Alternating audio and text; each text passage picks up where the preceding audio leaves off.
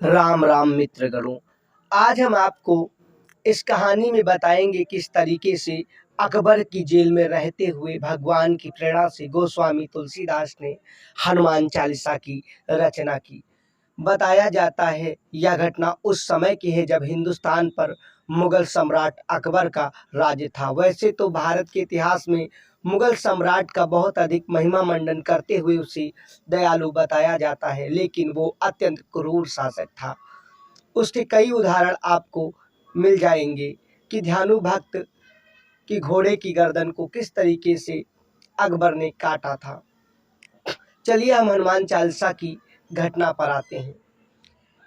एक बार सुबह के समय एक स्त्री ने पूंजन से लौटते हुए गोस्वामी तुलसीदास जी के चरण स्पर्श किए। गोस्वामी तुलसीदास ने प्रसन्न होकर उस महिला को अखंड सौभाग्यवती होने का आशीर्वाद दिया। आशीर्वाद मिलते ही वह स्त्री फूट फूट कर रोते हुए गोस्वामी तुलसीदास के चरण पकड़कर विलाप करने लगी। उसने गोस्वामी तुलसीदास को बताया कि मेरे पति का अभी अभी देहांत यानी देह का अंत हो गया है। महाराज, आप तो राम जी के परम भक्त हैं, आप उन्हें जीवित कर दें या कर दीजिए। इस बात का पता लगने पर भी गोस्वामी तुलसीदास तनिक भी विचलित नहीं हुए। उन्हें तो अपनी श्रद्धा और भगवान राम पर विश्वास था। उन्होंने आशीर्वाद को लेकर पूरी तरीके से आश्वस्त थे। उन्होंने इस बात का ज्ञान भली भांति होने के बाद भी कि राम बिगड़ी बात संभाल लेंगे और उनका आशीर्वाद खाली नहीं जाएगा। उन्होंने इस महिला सहित वहां मौजूद सभी को राम राम का जाप करने को कहा। सभी ने ऐसा ही किया और वह मरा हुआ आदमी राम का जाप के असर से जीवित हो उठा।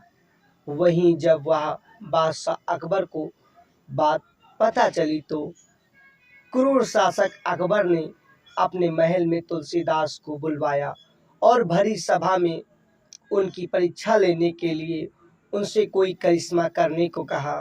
राम की धुन में मस्त गोस्वामी तुलसीदास ने बिना डरे यानी निडर होकर अकबर के सामने कहा, मैं कोई चमत्कारी साधु नहीं, केवल श्री राम जी के भक्त हूँ। अकबर इतना सुनते ही क्रोध में आ गया।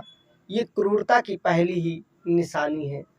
उसने उसी समय सिपाहियों से कहकर गोस्वामी तुलसीदास को लोहे की जंजीरों से बंधवा दिया।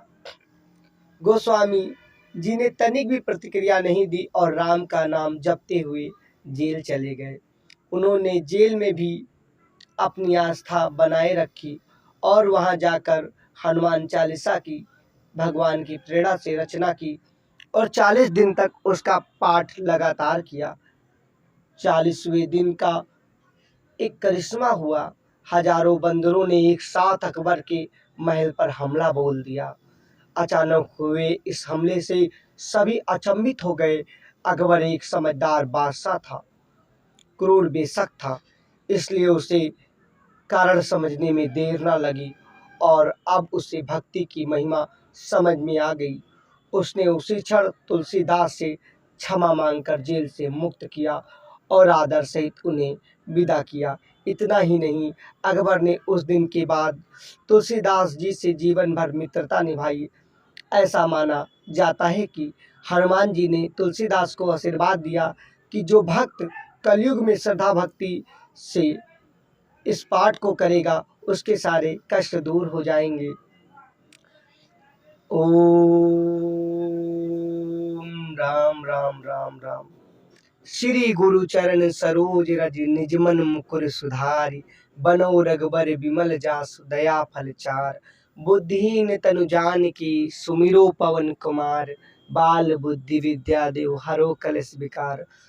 जय हनुमान ज्ञान गुण सागर, जय कपीस तिहुँ लोक उजागर। राम दूत अतुलित बल धामा, अंजनी पुत्र पवन सुत नामा।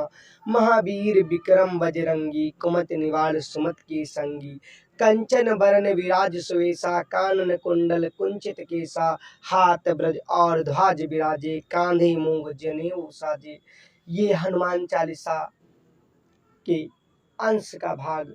संपूर्ण हनुमान चालीसा का पाठ करने से संपूर्ण सुखों का दुखों का नाश हो जाता है। और कौन सा ऐसा फल है जिसे भगवान राम की कृपा से मनुष्य प्राप्त नहीं कर सकता। अकबर की क्रूरता को से तो सभी भली भांति परिचित है। किस प्रकार अकबर ने दिल्ली के चांदनी चौक से गुजरते समय भक्त ध्यानु की परीक्षा लेते हुए उसके घोड़े की गर्दन को कटवा दिया, और माँ की कृपा से जब घोड़ा जिंदा हो गया तब भी अकबर को करिश्मा राज नहीं आया। उसे कुछ और समझ में आया। उसने पूरी कोशिश कर माँ ज्वाला देवी की ज्योति को भी बुझानी चाहिए, लेकिन क्रूर कितना भी बड़ा हो, साक्षात सत्य के सामने हार ही जाता है। सत्य और सनातन के आगे दुनिया की कोई भी चीज टिक ही नहीं सकती। कहते हैं ना, आस्था शिव है और हिंदुत्व तो सनातन है। चाहे ज्ञान वापी में शिव हूँ, अयोध्या में राम लला हूँ, या मथुरा में भगवान श्री कृष्ण, हर जगह पे कण कण में ईश्वर है। ओम नमो भगवते वासुदेवाय नमः।